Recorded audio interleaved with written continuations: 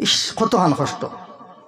বিশ্বনবীর মেয়ে যে ফাতিমার জন্য তোর সমস্ত বেটিন তোর সর্দার, যে ফাতিমা ওলা পবিত্র, আমরার মা বইনকলর প্রত্যেক মাসের মধ্যে যে রোগ হইয়া থাকে ফাতিমার জীবনেও এই রোগ হইছে না। জুড়ে বলো সুবহানাল্লাহ। মাসলা জানিয়ে যাও, আমরার মা বইনকলর মাসিক যে রোগ হইয়া থাকে এই রোগ মাই ফাতিমা রইছে না। কারণ কি? এই রোগ হওয়ার পিছে কারণ আছে। মা হাওয়া আলাইহিস সালামে যখন গেন্দুম পাড়িয়া যখন খাইছন, গেন্দুম তাকি খস ফুটা ফুটা হইয়া পড়ছে। গেন্দুম গাছে আল্লাহর দরবারে দোয়া করছে যে আয় আল্লাহ, আপনি নিষেধ করার পরেও আমার ফল বাড়িয়া মা হাওয়ায় খস বাইর করছেন, বিচার চাই। আল্লাহ জানাইছেন আমি হইলাম সবচেয়ে উত্তম বিচারক। সুতরাং আমার বিচার হইল যে মা হাওয়ায় আমি নিষেধ করার পরেও ও গেন্দুম গাছ তোমার তাকি গেন্দুম পাড়িয়া খস বাইর করছেন।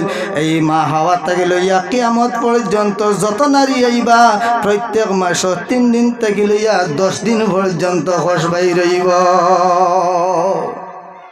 ঠেঙ্গা মুখা হইলে ওয়াজ আমরা দরকার আছে না?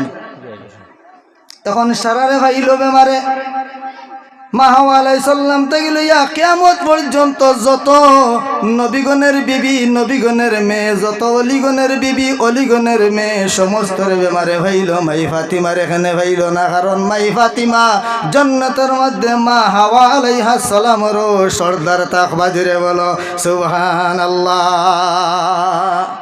খরে মুক্তদি একজনে ফাত মারলে জমাত নষ্ট হয়নি।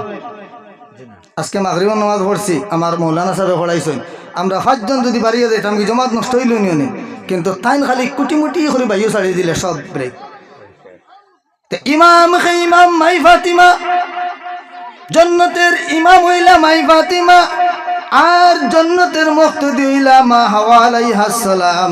মা হাওয়া আলাইহিস সালামে যে ভুল করছেন ভুলের শাস্তি সমস্ত মুক্তদি দিয়ে পাইছেন, ইমামের উপর গিয়া প্রভাব পালাইছে না।